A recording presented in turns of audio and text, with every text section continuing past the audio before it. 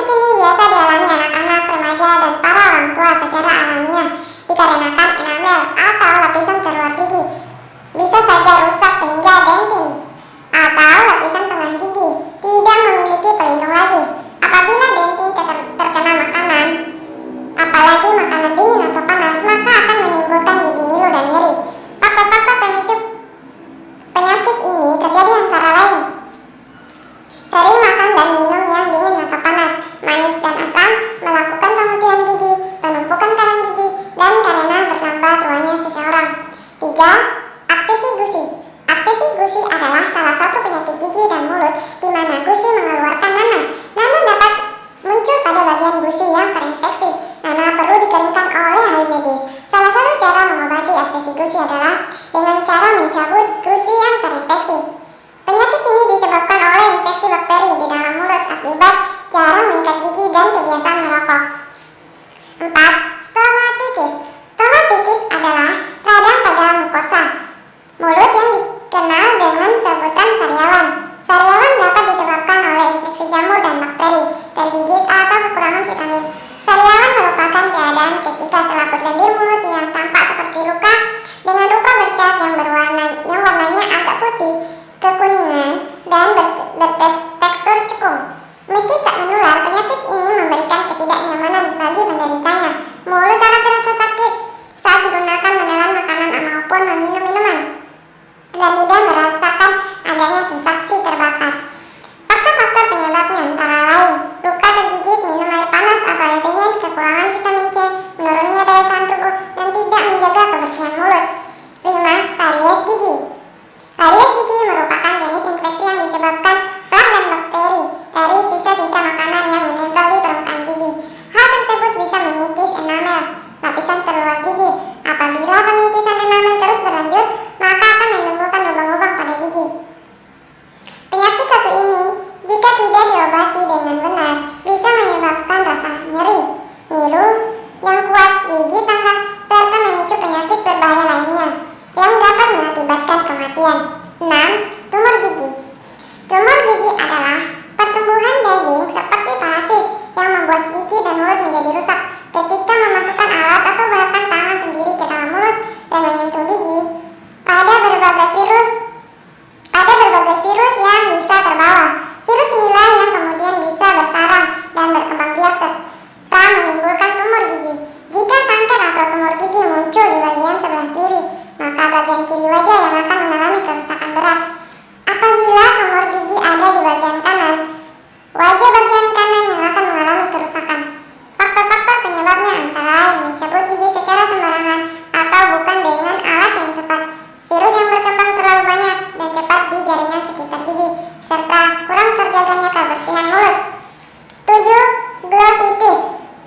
Glossitis adalah penyakit radang pada lidah yang ditunjukkan dengan adanya pembengkakan di lidah. Lidah akan berubah menjadi kelihatan lebih licin, bahkan terjadi perubahan warna pada lidah ketika terjadi pembengkakan.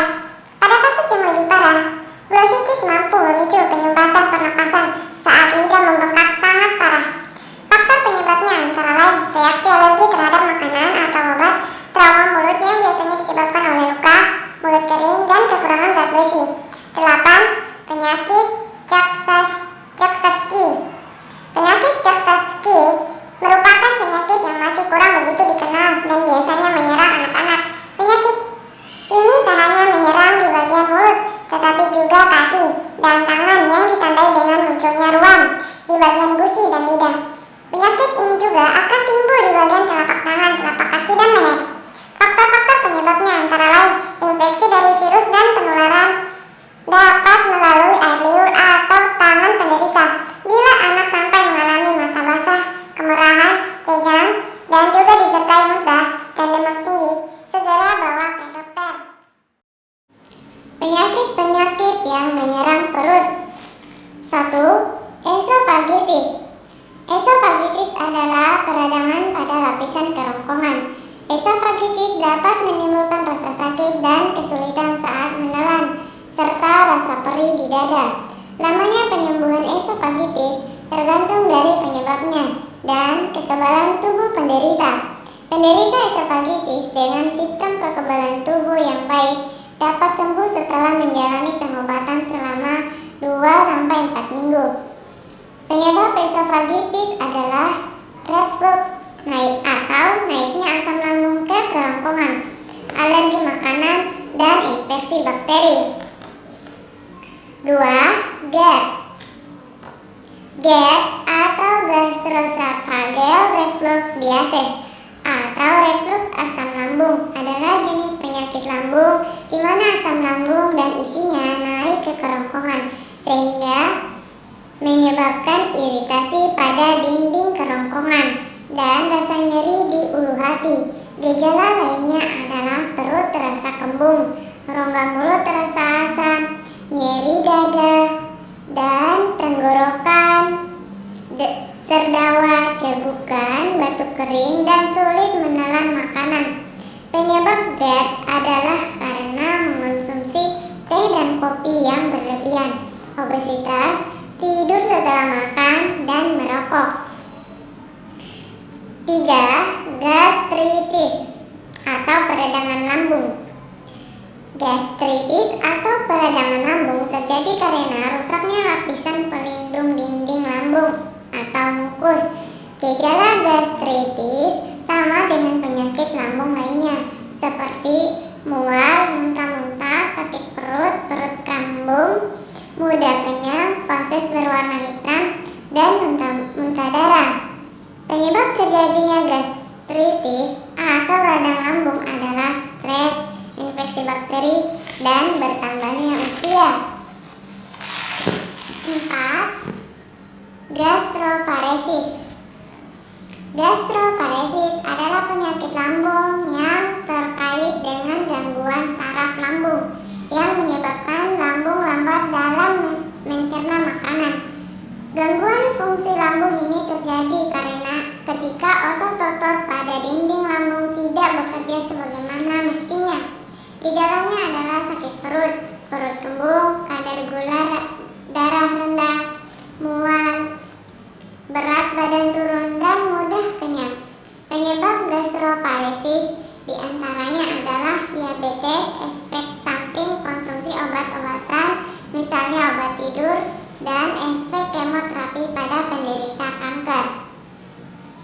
5. Kanker lambung. Kanker lambung merupakan jenis penyakit lambung paling berbahaya karena sel kanker berkembang di lapisan lambung. Kendati tingkat pertumbuhan sel kanker tergolong lambat dan membutuhkan waktu bertahun-tahun, tetapi tetap saja hal ini perlu ditangani segera, mungkin agar tidak berakibat fatal. Penyebab kanker lambung belum dapat diketahui secara pasti. Sejumlah faktor diduga meningkatkan risiko kanker lambung seperti merokok, obesitas, konsumsi daging merah, kurang makanan berserat, dan infeksi bakteri. 6. Gastroenteritis. Gastroenteritis sering disebut juga sebagai flu perut. Penyakit ini disebabkan oleh infeksi bakteri atau virus dan mengakibatkan lambung mengalami peradangan. Pada anak-anak, gastroenteritis terjadi akibat infeksi norovirus dan rotavirus. Sementara pada orang dewasa, flu perut ini terjadi karena adanya infeksi bakteri Campylobacter. Penyebab gastroenteritis diantaranya konsumsi makanan yang tidak higienis, air yang terkontaminasi, dan kontak dengan penderita. 7. Demam tifoid. Demam tifoid dikenal juga dengan sebutan tipes atau tifus, disebabkan oleh bakteri Salmonella typhi atau Salmonella paratyphi. Seseorang dapat menderita demam tifoid karena mengonsumsi makanan atau minuman yang terkontaminasi bakteri tersebut. Gejala tifus bisa datang secara tiba-tiba, bisa juga datang secara bertahap dalam kurun waktu beberapa minggu, seperti demam tinggi mencapai 40 derajat Celcius sakit perut, merasa lemah, lelah, tubuh pegal-pegal, sakit kepala, nyeri tenggorokan, sembelit, dan kehilangan nafsu makan. 8. Diare. Diare merupakan penyakit buang air besar secara terus-menerus dengan fases berbentuk cair dan sudah lebih dari 3 kali dalam 24 jam. Biasanya diare terjadi akibat makanan dan minuman yang terkontaminasi virus, bakteri, atau parasit. Gejala yang paling sering dirasakan penderita diare antara lain perut terasa mules, tinja encer, pusing, lemas, dan dehidrasi. 9. Sembelit atau konstipasi merupakan gangguan sulit buang air besar dikarenakan fases keras. Gejala konstipasi adalah bila kita buang air besar kurang dari 3 kali dalam seminggu. Penyebabnya adalah stres, kurang makan sayur dan buah, kurang minum air putih, dan selalu menahan keinginan untuk buang air besar. 10. Apendisitis atau radang usus buntu. Apendisitis atau radang usus buntu adalah peradangan pada umbai cacing atau usus buntu. Gejala usus buntu antara lain nyeri pada perut bagian kanan bawah, disertai mual dan muntah, badan terasa tidak enak dan meriang, serta nyeri terus-menerus. Rasa nyeri akan bertambah kuat ketika kita berjalan. Penyebabnya adalah kuman atau bakteri yang masuk terperangkap di dalam usus buntu. Iklan media elektronik. Iklan media elektronik adalah iklan yang menggunakan media berbasis perangkat elektronik seperti radio, televisi, internet, atau papan reklame elektronik.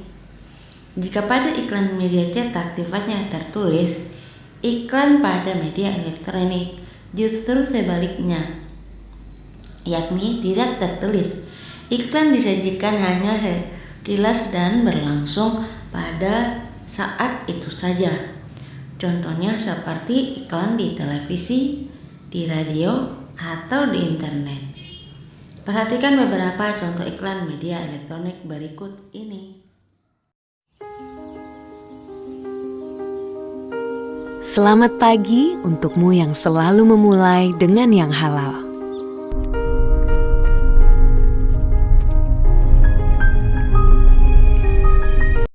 Properti dalam tari. Salah satu seni yang kita kenal adalah seni tari. Negeri kita memiliki kekayaan tari daerah yang sangat beragam, seperti yang ditampilkan oleh gambar di atas. Dalam kegiatan tari, ada perlengkapan yang kita butuhkan yang disebut dengan properti. Properti adalah alat-alat yang digunakan dalam sebuah pementasan tari. Fungsi properti selain digunakan sebagai pelengkap pertunjukan, juga berfungsi untuk memperkuat karakter tari. Dengan properti yang digunakan, maka penari dapat menyampaikan ide sehingga tariannya akan mudah dipahami oleh penonton. Selain itu, properti yang digunakan akan memberikan nilai keindahan dalam tarian yang ditampilkan dan akan memberikan kesan begitu sempurna.